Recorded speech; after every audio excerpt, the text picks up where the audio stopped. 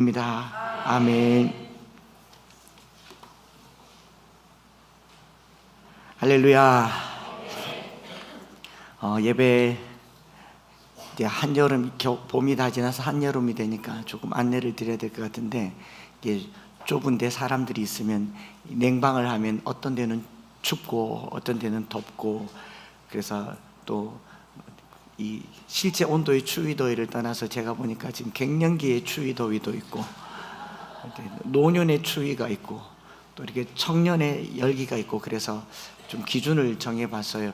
이쪽은 에어컨을 좀 덜 틀 테니까 내가 지금 열이 좀 많다 생각하면 이쪽에, 아니야, 추위를 좀 많이 탄다 생각하면 이쪽에, 내가 매사에 뜨겁다 생각하시면 이쪽에, 그래서 이쪽에 하고요. 이제 이쪽에 앉으신 분들은 에어컨을 그냥 켜둬도 괜찮은데, 이렇게 외투를 하나 가져오십시오. 무릎 담요나. 제가 미국에 갔더니 어떤 교회는 실내 온도를 18도로 맞춰놨더라고요. 왜 맞춰놨냐? 여름에 교회 예배드리러 오는 성도들이 이제 민소매에 막 짧게 입고 오니까 눈둘 데가 없어가지고 아예 목사님이 교회 방침으로 그냥 18도에 맞춰놨대요. 그래서 그 교회는 주일날 예배드리러 가는 성도들이 한여름에 긴팔을 입고 간대요. 누가 새 가족이냐? 반팔 입고 온 사람들 새 가족. 이 목사님 참 현명하다 생각을 했어요.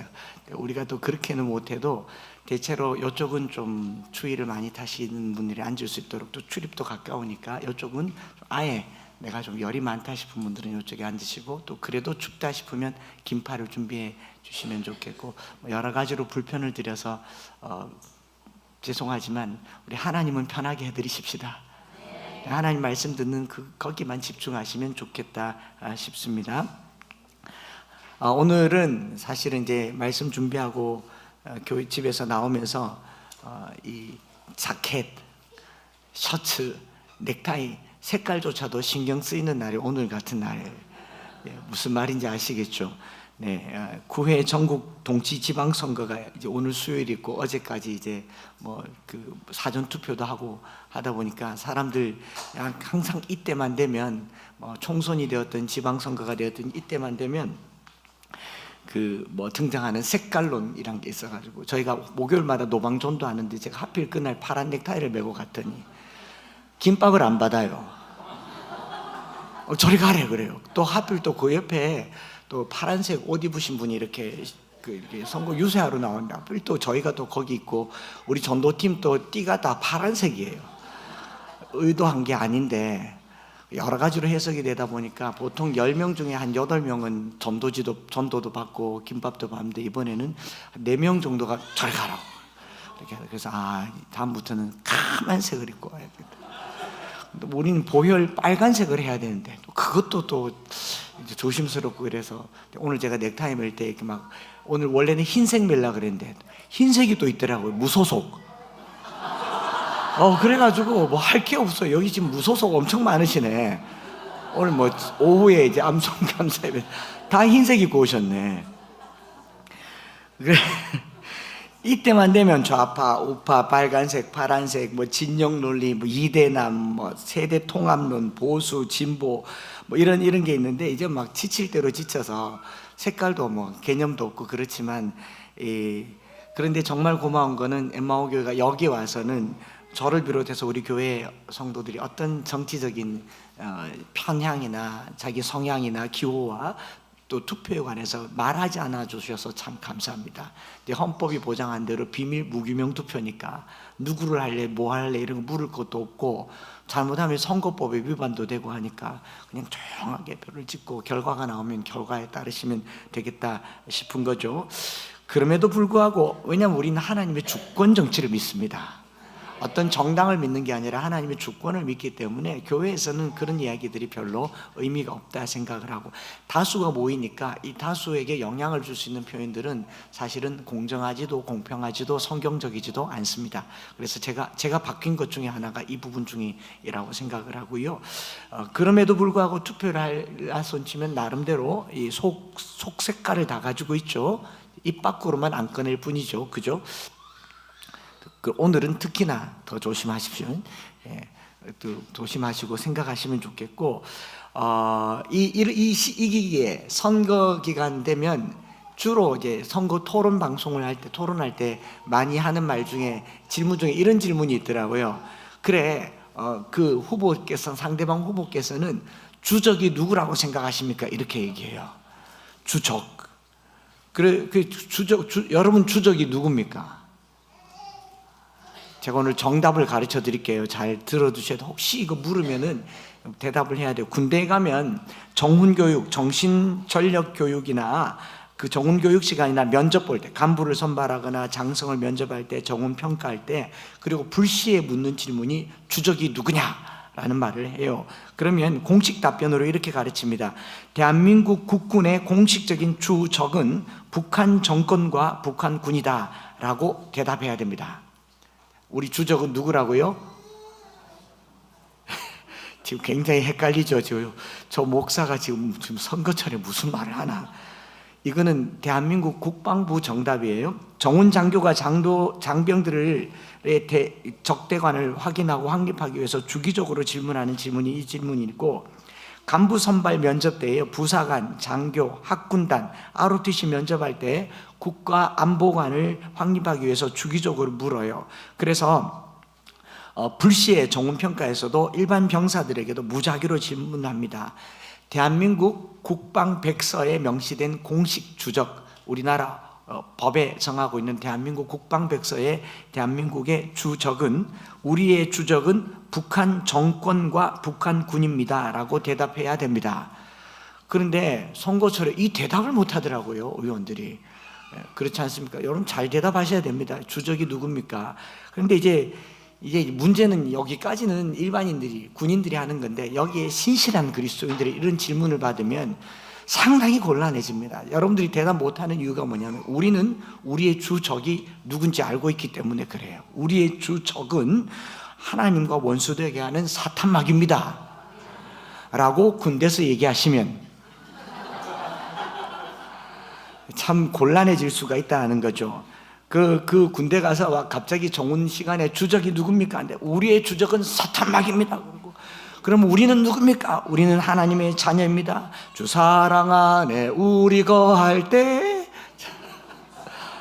주님 나를 사랑하신 것 같이 찬양을 막 부르는 거예요.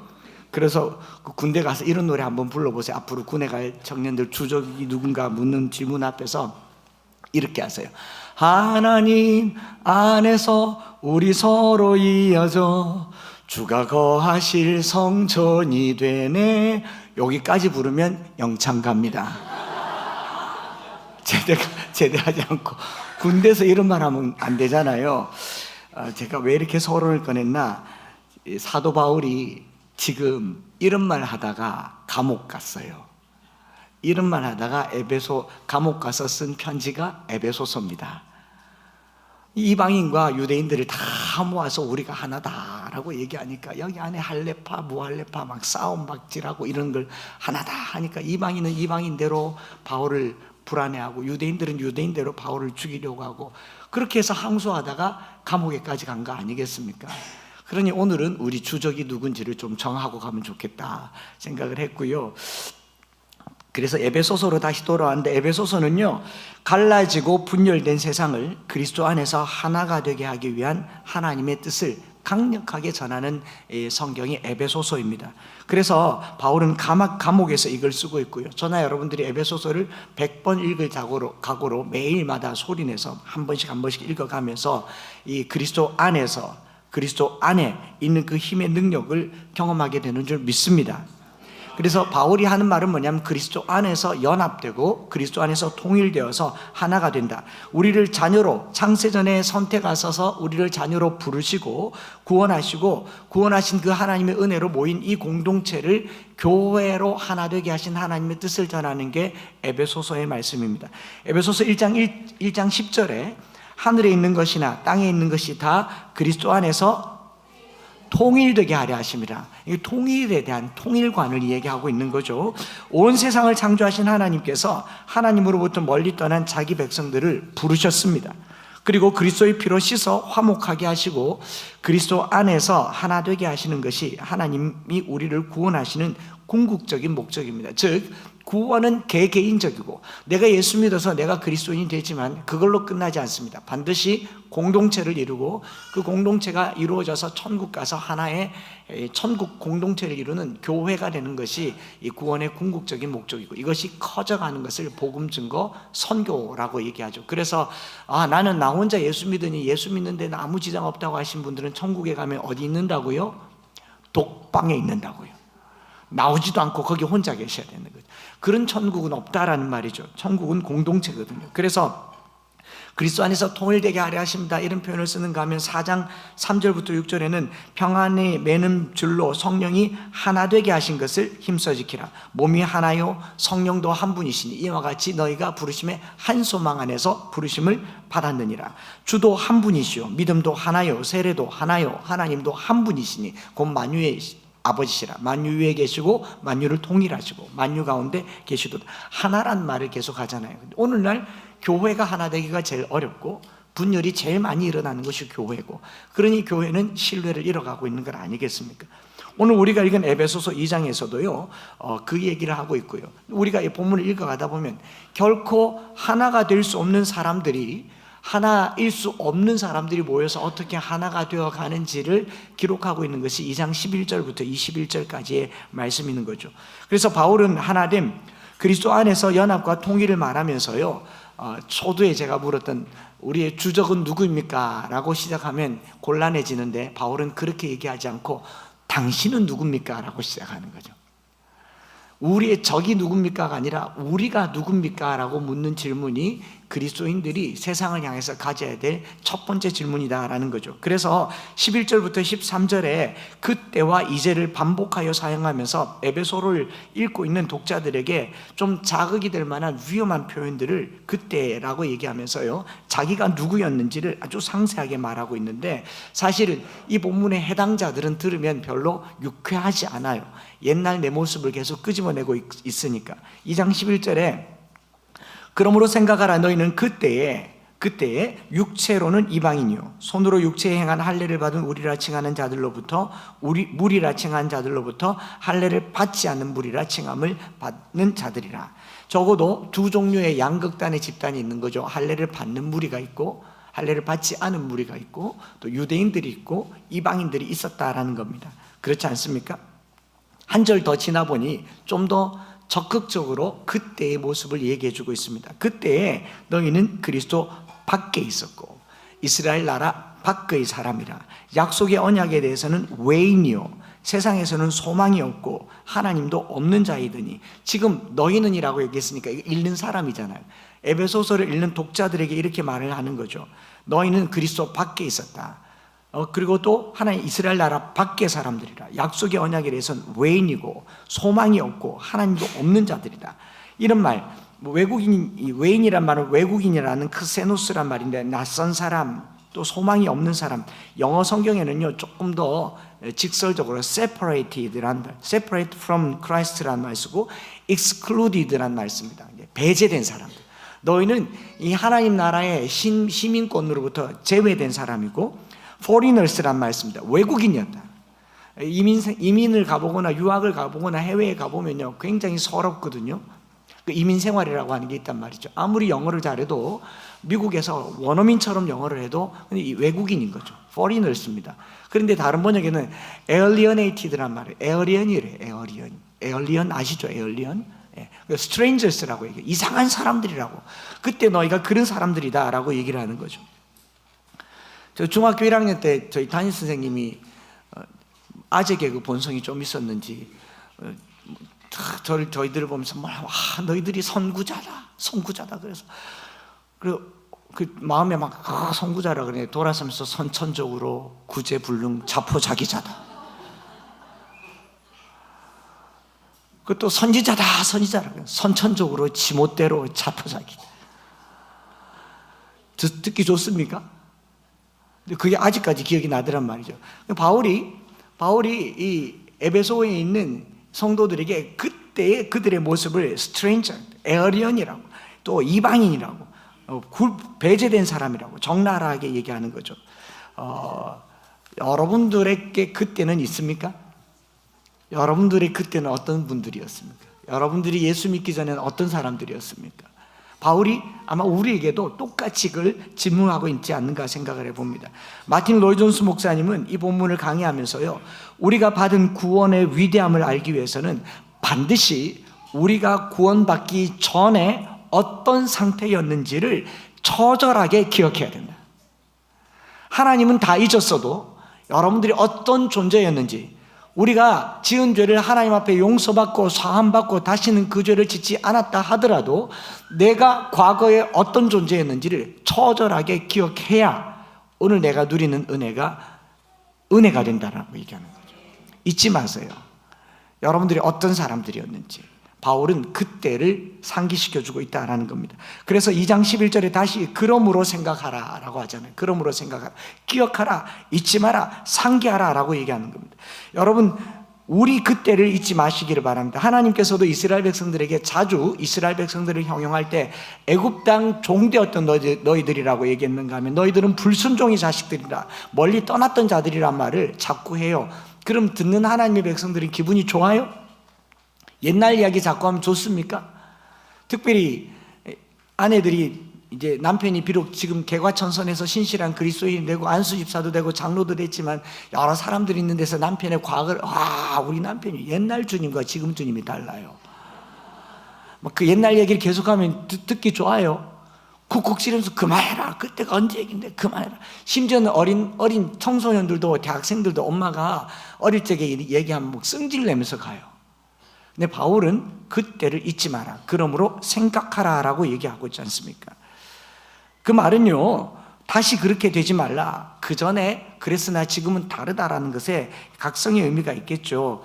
제가 27살 때 전도사로 간 교회에 수석 장로님, 원로 장로님이시고 이제 천국 가셨던 한 분 장로님은요, 항상 이 찬송가만 부르면 이렇게 부릅니다. 나 같은 죄인이 용서함 받아서 주 앞에 옳다함 얻음. 이게 맞잖아요. 항상 나 같은 쌍놈이 용서함 받아서 주 앞에 옳다. 그러고는 목사님, 전도사님, 제가 쌍놈이었습니다. 이 초난 803 자락의 시골 동네에 이 농부로 살면서 제가 도박에 노름에 빠져가지고 그 투전하고 난 돈을 집에 들어가면 부인이 못하게 하려고 돈을 자꾸 빼앗으니까 집 지붕 위에 숨겨놨다가 문 나설 때 그걸 뽑아다가 가서 도박하고 집 다 날리고, 제가 쌍놈입니다. 그렇게 얘기해요. 근데 그걸 제가 들을 때마다 얘기합니다. 그렇게 말할 이유가 없죠. 지금 이미 장로님이시잖아요. 평생 집을 아예 교회 곁에 얻어서 새벽에 교회 가고 금요일 날 철야 마치고 다 가고 난 후에도 목사님 뒷자리를 이 강대상에 올라가서 기도하면서 지냈던 그분이요, 항상 자기를 얘기할 때 쌍놈이라고 얘기합니다. 오늘 서로를 보면서 제가 쌍놈입니다 말하기가 쉽지 않겠죠. 성경은요, 그때 내가 어떤 사람이었는가, 그 말은요, 이제 다시 그렇게 살지 않겠다라고 하는 결단이 포함되는 겁니다. 나는 이제 그 사람이 아니라는 거예요. 그런데 우리가 그때 일을 계속 부끄러워하면서도 왜 개가 토했던 것을 도로 먹는 것처럼 또 하느냐? 숨겨두니까, 덮어두니까 그것이 소록소록 올라오는 거야. 여러분, 까놓고 내가 그런 사람이라고 말하세요. 내가 술 주정뱅이였다라고 말하는 거죠. 이제는 새 사람이 되었으니까 이전의 사람이 나를 부끄럽게 하는 것이 아니라 이전의 사람이었었던 것을 부끄러워하지 않는 저와 여러분들 되기를 바랍니다. 그래서 스스로 나는 술꾼이고 도박장이고 중독자며 가정 파괴자며 무능력자, 항상 생각하세요. 잊지 마세요. 너무 심각하죠. 그때에 여러분 여기에 해당한다면 오늘 하루 종일 다니면서 제가요 옛날에 그런 사람이었습니다 라고 말하세요. 그러면 주변에서 다시 그 길에 빠질 때 건져줄 수도 있습니다. 그때 너희는 술주정뱅이요, 가정 파괴자며 무책임한 사람이고 무능한 사람이고 노름꾼이고 협잡꾼이고 사기꾼이고 거짓말장이고 게으름뱅이이며 음행을 일삼던 사람이며 음란물에 중독되어 있었으며 게임에 중독되었고 두 집 살림을 살았고 쇼핑 중독했고 약물 중독했고 각종 중독자였더니 예외가 없을 겁니다. 잊지 마세요. 내가 주님 만나기 전에 어떤 사람이었는지 잊지 마세요. 그 말은요, 나는 언제든지 그런 사람이 될 수 있고 지금도 내 안에는 그럴 요소가 남아있고 그렇기 때문에 그때를 잊지 않아야 오늘의 삶이 오늘의 삶 되는 줄 믿습니다. 잊지 마세요. 잊지 마세요. 듣기 싫을 때까지 듣고 스스로 주의하라라는 말이죠. 그런 후에 우리의 그런 흑역사, 아픔의 기억 속에 깃드는 하나님의 은혜가 무엇이냐면 이제는이에요.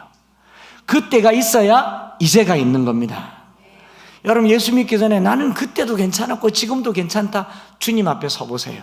나는 모태신앙에서 평생 교회에서 자랐고 교회 밥 먹고 살았고 교회에서 신앙생활해서 별 차이가 없었어요 라고 생각하지만 틀렸습니다. 십자가 앞에 여러분들 똑바로 쳐다보셔야 돼요. 내가 어떤 존재였는지. 왜 바울같이 나실인이고 어려서부터 말씀을 붙들고 살았고 바리새인이고 율법을 지키며 살았는데 하나님의 십자가 앞에, 그리스도의 십자가 앞에 서자마자 오호라 나는 곤고한 사람이로, 이 사망의 몸에서 누가 나를 건져내나. 마음으로는 하나님의 뜻을 행하되 육신으로는 죄를 따라가는 그 곤고함을 경험하지 못한 사람은요, 로마서 8장을 읽을 자격도 없습니다. 성령님이 그냥 임하지 않아요. 그때의 나를 철저하게 자각하지 않으면 성령을 받을 수도 없습니다. 그래서 그때를 알아야 이제가 있다는 거죠. 이제는요, 그때의 반전이고 그때를 기억하는 사람에게 주신 은혜를 이제라고 얘기합니다. 그래서 2장 전체에는요, 이 그때와 이제를 대조법으로 반복해서 쓰면서 전에 너희가 이제 너희가를 말하면서요, 2장 2절에 보면 그때 허물과 죄 가운데서 행했고 세상 풍조를 따랐고 공중의 권세 잡은 자를 따랐고 또 육체의 욕심을 따라서 지냈던 본질상 진노의 자식들. 여러분들이 좀 좋은 집에서 자라서, 믿음의 집 안에서 자라서 뭐 괜찮은 거짓말도 한 번도 안 하고 아무렇지도 않고 신앙생활했다고 하더라도 우리는 본질상 운명이 진노의 자녀였다는 것을 잊지 마시라는 거죠. 그러나 그 큰 사랑을 인하여 그리스도께서 우리를 위하여 죽으심으로 우리가 구원을 받았다라고 말하고 있는 거죠. 이것이 은혜라는 거죠. 이것이 은혜라고. 그러면 이제 그때를 기억한 사람들이 이제 우리는 어떤 사람들인가? 그리스도의 피로 가까워진 사람들인 줄 믿습니다. 2장 13절에 이제는 전에 멀리 있던 너희가 그리스도 예수 안에서 그리스도의 피로 가까워졌느니라. 이 13절 이후로 그때를 자각한 사람들이 경험하는 13절 이후로 시작되는 성도의 변화, 하나님과 가까이 지내고 담이 허물어지고 새 사람으로 지어지고 이 되어지는 모든 문장들마다 사도 바울이 그때와 이제 사이에 하나를 집어넣는데 그게 뭐냐? 그리스도 안에서 우리의 비포 애프터는 그리스도시고 그리스도 안에서 모든 것들이 달라지는 것이지 오래 교회 다녔기 때문에 아니에요. 모태신앙이었기 때문에 아니에요. 어느 교회 다녔기 때문에 아니에요. 오늘 저와 여러분들의 그때와 이제 사이에 그리스도가 있는가를 오늘 기도하는 시간 되기를 원합니다. 그래서 안에서라는 말을 쓰고 있고요, 여러분 에베소서에서 안에서라는 말을 38번 사용하고 있습니다. 제가 조금 찾아봤는데 오늘 본문의 안에서를 7번 쓰고 있어요. 11절부터 22절에 안에서라는 말을 7번, 13절에 그리스도 예수 안에서, 15절에 자기 안에서, 18절에 한 성령 안에서, 21절에 그의 안에서, 또 21절에 주 안에서, 성령 안에서, 그리스도 예수 안에서. 오늘 저와 여러분들이 누구 안에 있습니까? 물질 안에 있습니까? 정욕 안에 있습니까? 내 필요 안에 있습니까? 세상 재미 안에 있습니까? 오늘 내가 어디 안에 들어가 있는지를 깊이 생각하는 시간 되기를 원합니다. 특별히 사도 바울은 바울 신학이나 바울 서신에서 스스로가 가장 많이 쓰는 단어가 그리스도 예수 안에서입니다. 여러분 신약 성경 전체에 그리스도 안에서와 이 유사한 표현들 한 200번 사용되었는데 200번 정도 사용되는데 그중에 사도 바울이 자기가 쓴 13권의 이 서신서에 쓴 게 그리스도 안에서, 예수 안에서, 그 안에서, 성령 안에서라고 쓴 게 164번에서 180번 가까이 썼어요. 다 바울이 쓴 거예요. 바울의 신학의 모든 정점은 내가 누구 안에 있느냐, 내 위치가 어디 안에 있느냐, 그가 내 안에, 내가 그 안에 있다라고 하는 그 안에 엔 크리스토, 엔이 중요하다. 엔터 들어간단 말이잖아요. 그래서 엔 크리스토 예수를 이 114번 이상 사용하면서요, 바울은 그 중에서도 에베소서에 제일 많이 이 표현을 쓰고 있다라는 겁니다. 구원과 교회의 우주적 연합을 다루는 에베소서에서 압도적으로 많은 숫자 35회에서 50번 가까이 그 안에서 그리스도 예수 안에서 성령 안에서 쓰고 있고, 그 다음에 개인의 기쁨과 삶의 태도를 많이 이야기하는 빌립보서에서 한 21번, 고린도후서에서 12번, 고린도서 전서에서 10번, 로마서, 갈라디아서 이렇게 쓰는데 에베소서가 제일 많습니다. 그러니 에베소서를 읽으면서요, 내가 어디 안에 있는가 생각해 보셔야 됩니다. 바울이 주 안에서, 그리스도 안에서를 가장 많이 외칠 때는요, 가만히 생각해 보세요. 지금 바울이 어디 안에 있습니까? 감옥 안에 있잖아요. 감옥 안에 있는데 바울은 감옥 안에, 그 차가운 음습한 감옥 안에 있는데 그리스도 안을 경험하는 겁니다. 오늘 저와 여러분들의 삶이 어디에 처해 있는지, 질병 가운데 있든지, 가난 가운데 있든지, 외로움 가운데 있든지, 그 모든 것을 이기는 내 삶의 지침 레벨이라고 하잖아요. 삶의 정황, 삶의 자리가 그리스도 예수 안에 있기를 축복합니다. 그게 제일 중요하다는 거죠. 오늘 나를 움직이는 게 감옥이 아니에요. 오늘 내 마음을 쥐어짜는 게 물질이 아니고, 오늘 나를 흔드는 게 건강이 아니고, 내가 예수 안에 있으면 바울은 감옥도 상관이 없었다라는 겁니다. 바울이야말로 차가운 감옥에서 세상 밖의 사람이었습니다. 교회라고 하는 건물 밖의 사람이었어요. 외인이었습니다. 죄인이었어요. 로마인들에게는 나그네였습니다. 로마 시민권을 가졌지만 그 시민권을 가지고도 감옥에 기소되어서 권리를 박탈받은 사람이었습니다. 유대인 중에 유대인이고 바리새인 중에 바리새인이었지만 유대인들로부터 외면당하고 멸시당하고 죽여야 할 사람, 첫 번째 사람이 사도 바울이었습니다. 할례를 받았지만 할례 받은 사람들에게 거부당했고 이방인들에게 거부당한 사람이었습니다. 그런 바울이 자기 스스로가 이쯤 되면요, 고독하고 외롭고 공황장애가 와야 돼요. 제가 지난주 중에 만난 한 분 목사님도 굉장히 오랜만에 만났는데 지난 몇 년 동안 공황장애가 와서 약을 먹었다 그러더라고요. 저처럼 심장이 막 뛰고 그래서 심장 검사를 받고 초음파를 하고 CT를 했는데 심장이 괜찮대요. 의사 선생님이 혹시 모르니까 신경정신과에 한번 가보랬더니 공황장애래요. 본인도 몰랐다는 겁니다.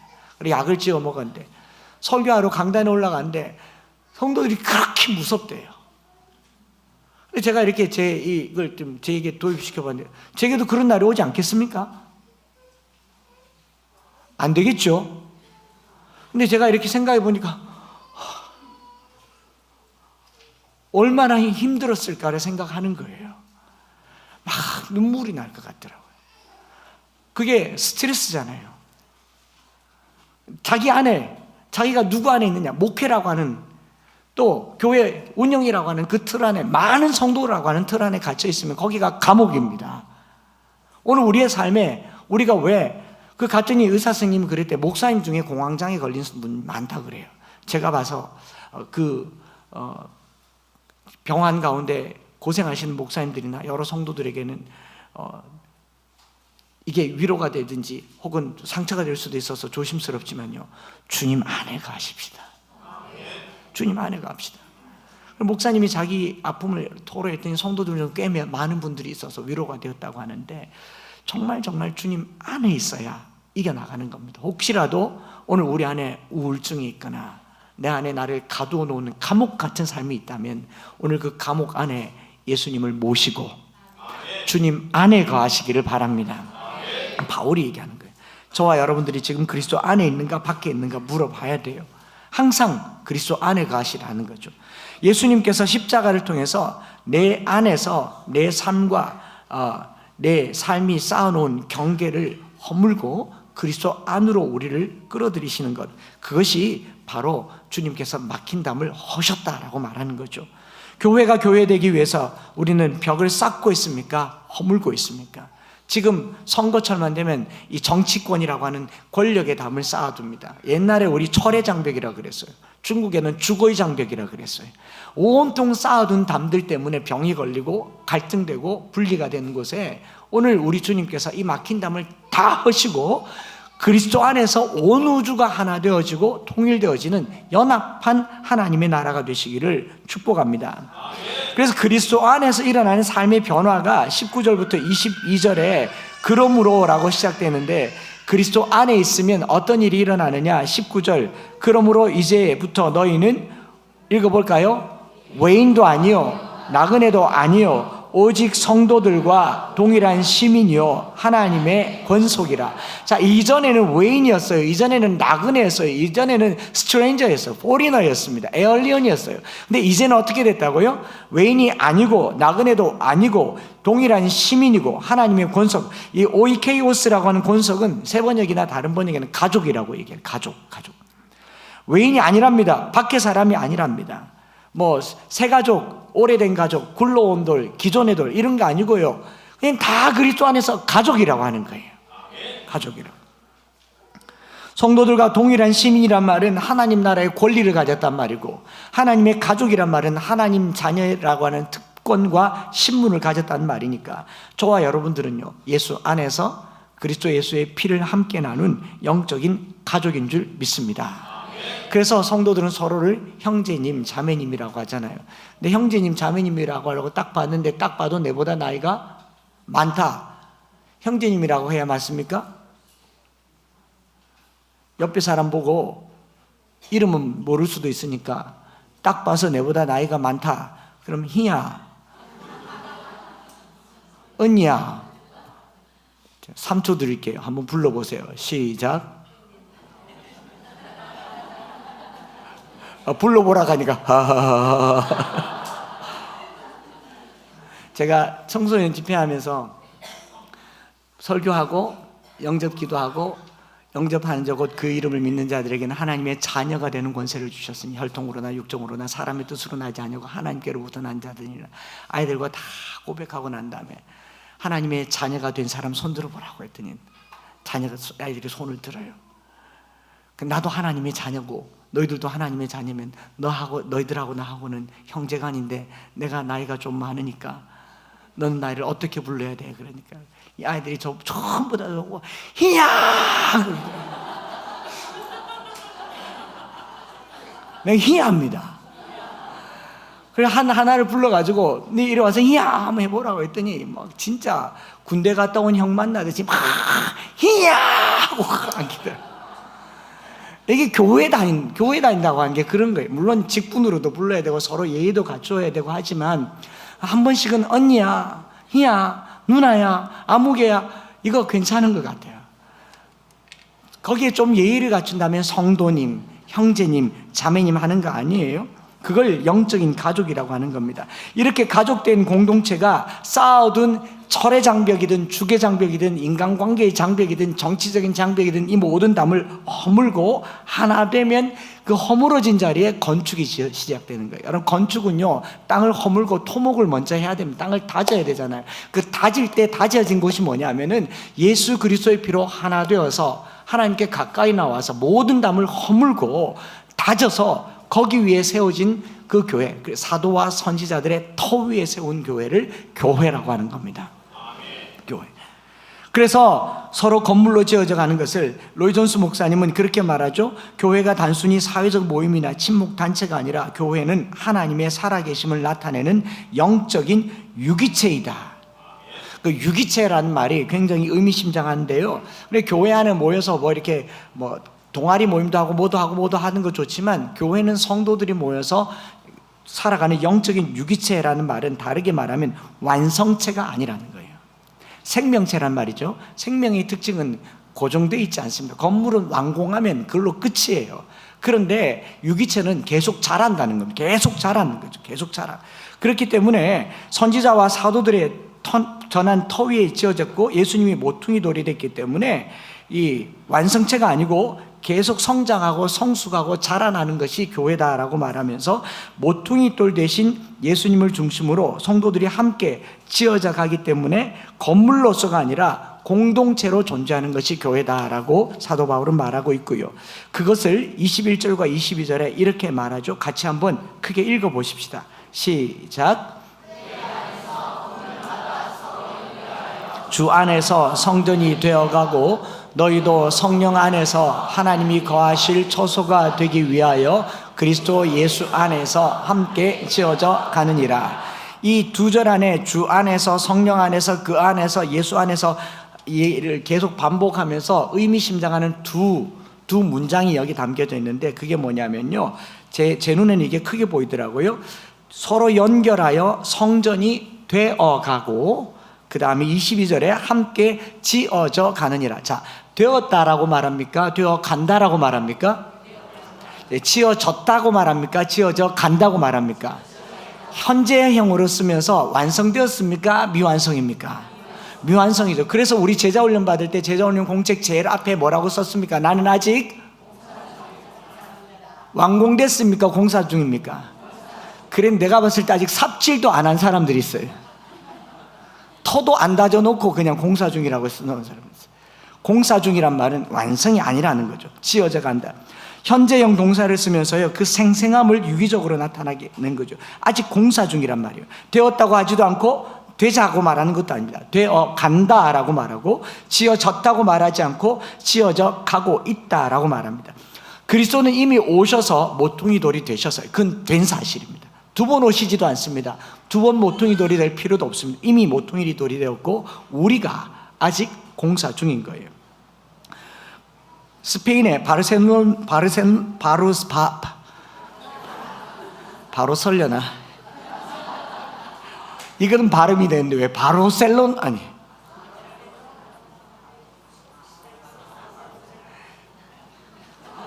사그라다 파밀리아, 바르셀로나 사그라다 파밀리아라고 하는 큰 성당이 있습니다. 사그라다 파밀리아라고 하는 성당이 있는데 1882년도에 착공해서 아직 공사 중이에요. 144년째. 들어본 적 있죠? 이 성당의 지금 불리운 공식 이름은 뭡니까? 가우디 성당이라고 하죠. 가우디 성당. 안토니 가우디라고 하는 사람이 이 설계를 했거든요. 안토니 가우디라고 하는 사람이 1882년에 시작해서 그가 죽은 지 지금 100년이 됐는데 아직도 미완공입니다. 준공이 안 떨어졌어요. 그래서 올해가 가우디 서거 100주기로 올해 6월 10일에 기념미사가, 교황이 거기 가서 기념미사를 하는데, 미사를 하기 위해서 박차를 가했는데 거의 다 됐다고 하는데 2030년까지 아직도 완공될 예정이 아니랍니다. 지금 150년 동안 지어지는 예배당, 성당이 있다는 거예요. 근데 제가 이걸 보면서요, 오늘 말씀이 이런 거다라는 생각을 했어요. 아직도 공사 중이라고 하는 점에 있어서 의미가 있는 겁니다. 여러분, 잡았다고 생각하지도 말고, 잡은 줄로 알았다고 생각하지 말고 항상 성장하기를 원합니다. 성도들 중에 자기가 알고 있는 걸 전부로 생각하고, 자기가 알고 있는 걸 옳다고 생각하고, 자기의 옳음을 입증하기 위해서 신앙생활을 하는데 멀었습니다. 때로는 하나님께서 다 허물고 새로 지어야 할 때가 있어요. 건축해 본 사람들은 알겠지만요, 뭐 하나 때문에 지어놓은 건물을 도로 허물어야 될 때가 있어요. 허물어서라도 새로 지어서 완전하게 함께 지어져가는 저와 여러분들 되기를 원합니다. 공사가 길어질수록 더 유명해진 이 성당이 가우디 성당이라고 하는 건데요, 그것이 왜 유명해졌느냐? 진행 중이기 때문에 그렇습니다. 아직 그 완전 거의 모양은, 한 사진 한번 볼까요? 어마어마하죠. 그런데 그 다음 사진 보면요, 아직도 크레인이 이렇게 올라가서 아직도 공사 중이에요. 저기 공사 중인 걸로 유명한 게 가우디 성당입니다. 저는 우리 인생이 한 40년째, 50년째, 60년째 공사 중입니다. 다 되었다고 생각하지 마세요. 이만하면 되었다고 생각하지 마세요. 그런데요, 제가 이 말씀 준비하면서 본 또 다른 건물이 하나 있는데, 수십 년째 공사 중인데 흉물인 건물이 있더라고요. 대구에 있어요. 35년째 흉물인 건물이 있습니다. 그 동네를 지나본 사람들은 알고요. 저는 거기서 대학을 다녔으니까. 제가 88년도에 대학 다니는데 89년도에 그 건물이 올라갔는데 아직도 올라간 채로 중지가 되어 있습니다. 아시죠? 복현동에 있는 건물.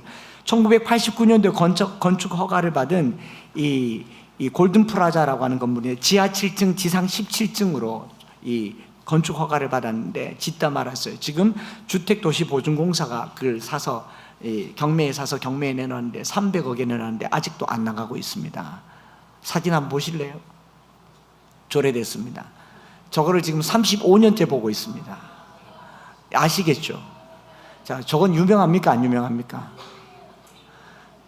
저것도 한 350년 되면 유명해질 수 있습니다.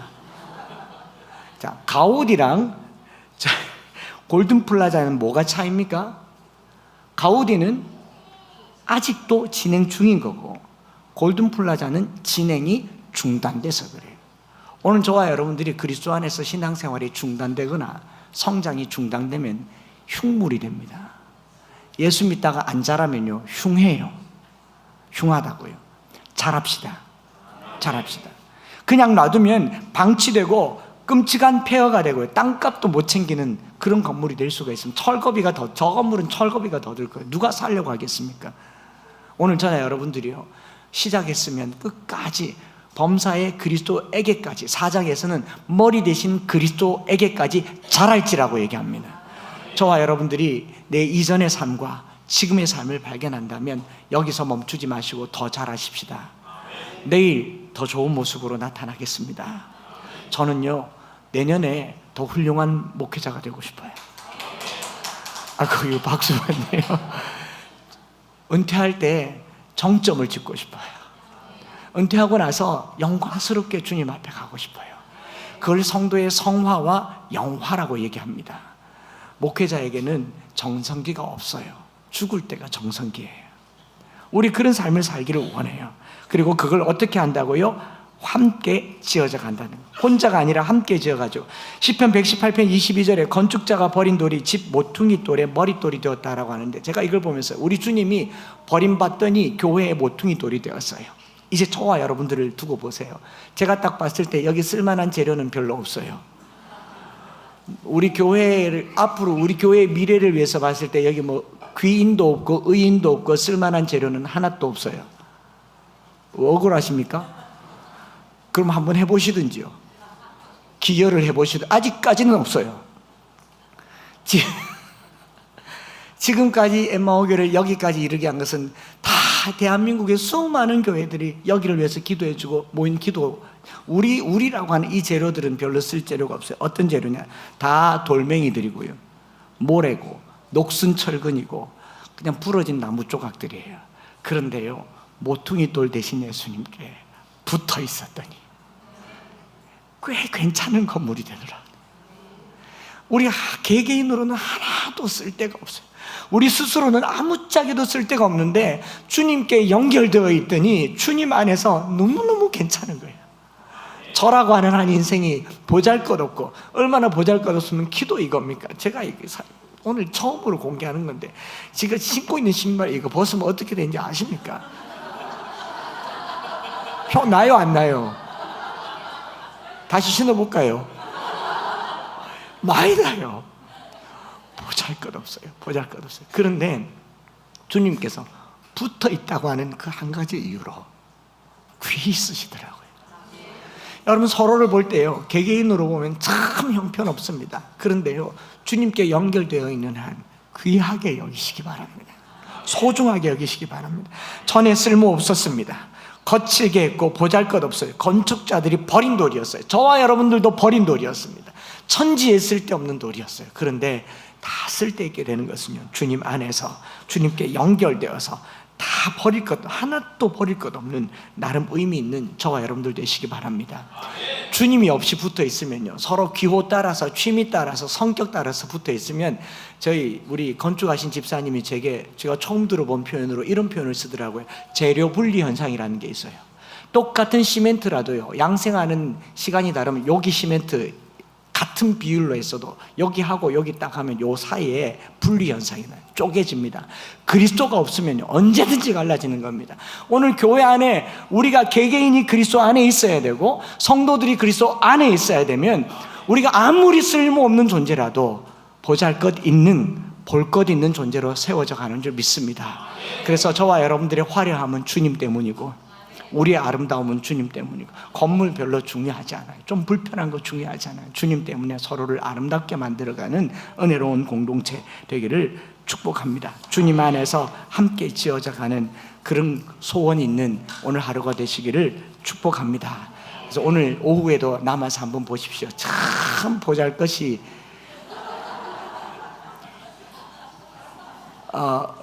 놀랄 것은 많습니다.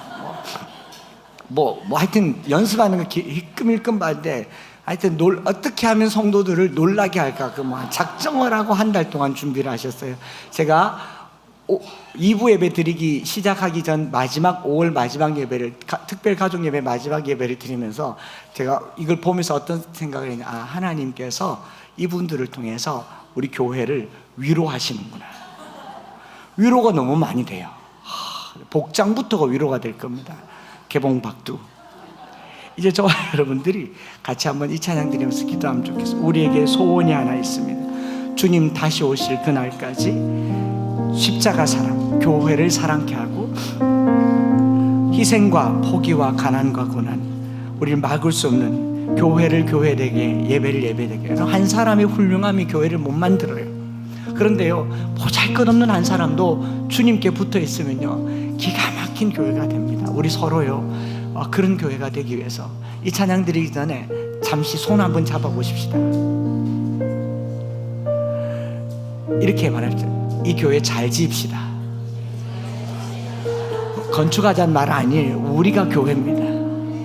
우리가 교회고요. 이 찬양 보니까 제가 이건 꼭 말씀드려야겠다. 어느 교회에서 금지곡이 이 곡이래요. 목사님 이 곡은 절대로 못 부르게 한대요. 왜 그러냐 했더니 교회가 교회지, 교회가 교회 된다는 말이 그럼 교회가 교회가 아니가? 그런 소리 하지 마라 이렇게 말했대요. 근데 교회가 교회가 아닌 교회가 많죠. 건물은 있는데 주님이 없으면 그게 교회겠습니까?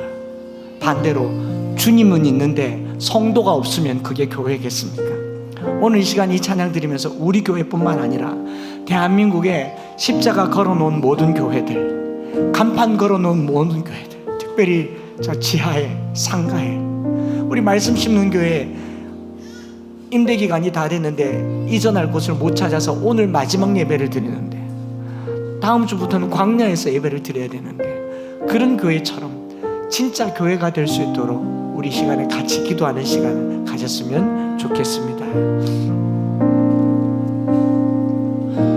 우리에겐 소원이 하나 있네. 주님 다시 오실 그날까지, 주님 다시 오실 그날까지 우리 가슴에 새긴 주의 십자가 사랑, 나의 교회를 사랑케 하네. 주의 교회를 향한 우리 마음, 희생과 포기와 가난과 고난, 하물며 죽음조차 우릴 막을 수 없네. 교회는 이 땅의 희망, 교회를 교회되게, 예배를 예배되게 우리를 사용하소서. 우리를 사용하소서. 진정한 부흥의 날,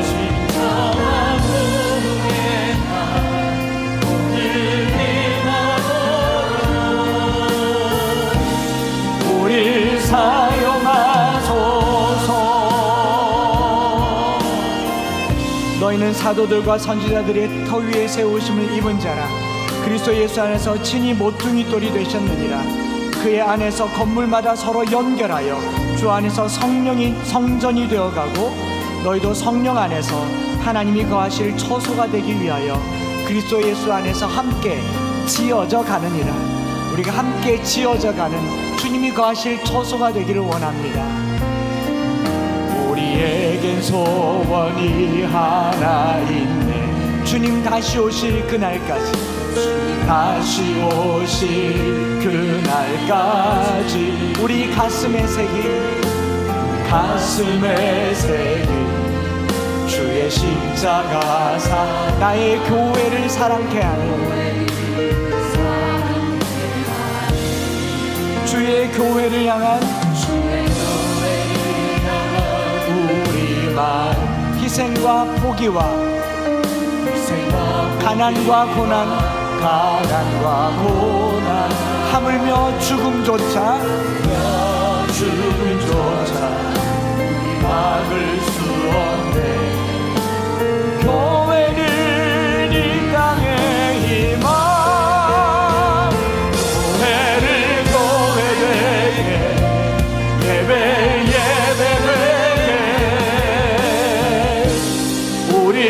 사용하소서.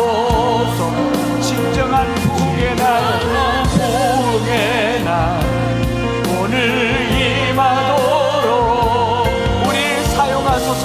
우리 사용, 교회를 교회되게, 교회를 교회되, 예배를 예배되게 우리를 사용하소서. 진정한 부흥의 날 하나님 오늘 임하도록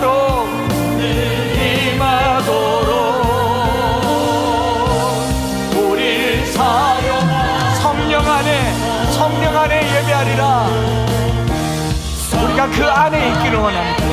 그리스도 안에, 성령 안에, 예수 그리스도 안에 마음으로 사랑으로 사역하리라.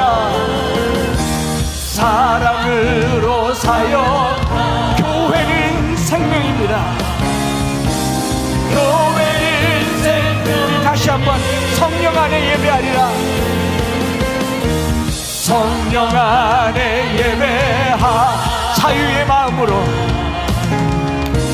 자유의 마음으로 사랑 안에 사역하리라. 사랑으로 사역하. 교회는 생명이니, 교회는 두 손 높이 들고 교회를 교회되게, 교회되게 예배되게 우리를 사용하소서. 진정한 부흥의 날, 부흥의 날 오늘 임하도록 우리를 사용하소서. 우리 다시 한번 교회를 교회되게, 교회를 교회되게 예배되게 우리를 사용하소서. 우리를 사용하소서. 진정한 부흥의 날, 부흥의 날 임하도록 우리를 사용하소서. 여러분, 우리 시간에 기도할 때요, 저 옛날에 선배 목사님들께 이런 말 들었어요. 교회는 헌신한 사람 10명이면 된다. 헌신한 사람 10%면 된다. 한 30%만 동의하면 된다. 아니에요. 교회는요, 하나도 버릴 사람이 없어야 됩니다. 한 사람도 못 쓸 사람 없어야 됩니다. 그리스도 안에서 모퉁이 돌 대신 그리스도께 다 붙어있는 교회가 되기를 원합니다. 여러분, 내가 뭘 못한다고 생각하지 마세요. 내가 뭐 부족하다고 생각하지 마세요. 주님 안에 가십시다.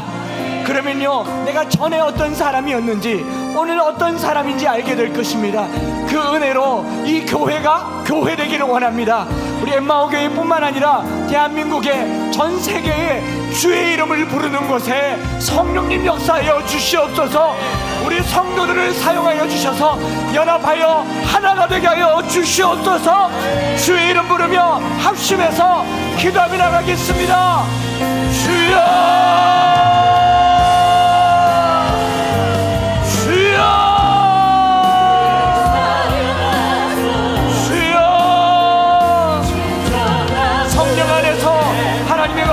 초소가 되기 위하여 함께 지어져가기를 원합니다.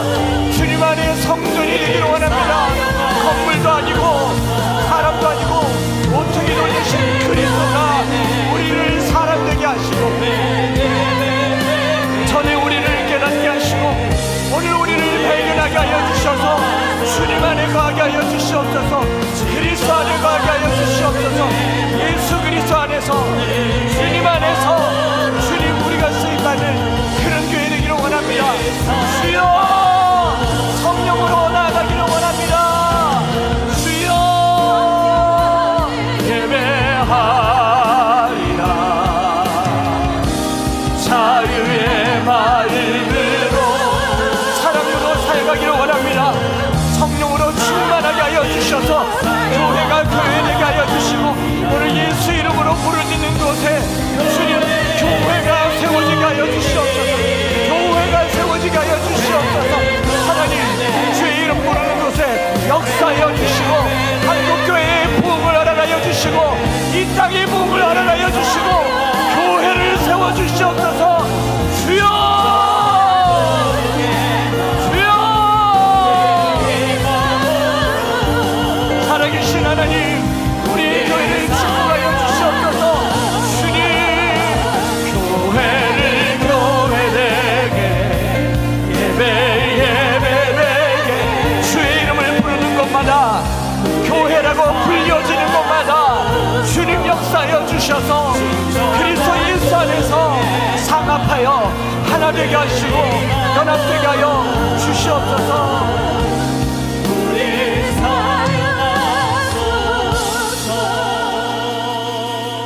사랑하는 하나님 아버지, 오늘 우리가 주님 안에 있음을 잊지 말게 하여 주옵소서. 감옥 안에서도 주님 안에 거하게 하시고, 질병 가운데도 주님 안에 거하게 하여 주시고, 마음에 가둬놓은 갖은 답답함과 우울증과 공황장애 속에서도 주님 안에 거하는 은혜를 허락하여 주시옵소서. 전에 우리가 어떤 사람이었는지 잊지 말게 하여 주옵소서. 우리가 술꾼이었고 도박꾼이었고 음란히 행하던 자들이었고 세상 악을 따라 행하던 공중문세를 따라 행하던 진노의 자녀들이었습니다. 잊지 말게 하여 주옵소서. 그러나 그리스도 예수 안에서 이제 새 사람 되게 하심을 감사합니다. 예수의 피로 하나님께 가까이 나아가게 하심을 감사합니다. 모퉁이도 되신 주님 안에 서로 성전으로 지어가게 하심을 감사합니다. 이 보잘것없는 성도들이, 이 누추한 사람들이 주님 안에서 성전으로 지어가게 하여 주시옵소서. 하나님, 대한민국뿐만 아니라 전 세계에, 특별히 대구 땅에 주의 이름으로 부르짖는 교회들마다 성령으로 역사하여 주시옵소서. 교회가 세워지게 하여 주시옵소서. 교회가 아무리 많아도 술집보다 많지 않습니다. 교회가 아무리 많아도 마트보다 많지 않습니다. 더 많아도 좋사오니 교회가 세워지게 하여 주시고, 교회를 든든히 세워가는 우리 엠마오 교회가 되게 하여 주시옵소서. 하나님, 여기 있는 성도들 한 사람도 무력하다, 무능하다, 쓸데없다 생각하지 말게 하여 주시고, 주께 꼭 붙어 있어서 쓰임받는 조약돌들이 되게 하여 주시옵소서. 오늘 특별히 기도하는 가운데 육체의 질병으로 치유가 있고 치유 가운데 있는 성도들 주님 만져주셔서 주님 안에 그의 피로 깨끗함을 입게 하여 주옵소서. 하나님께 가까이 나아가면 나아갈수록 그 영광의 광채로 치유하는 광선으로 드리워 주시옵소서. 온전케 하여 주시옵소서. 거룩하게 하여 주시옵소서. 치유를 경험하게 하여 주시옵소서.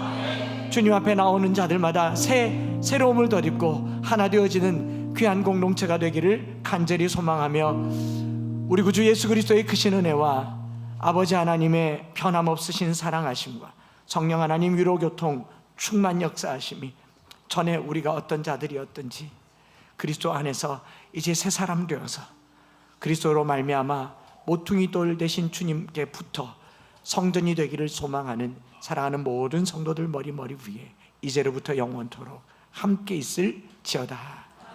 아멘.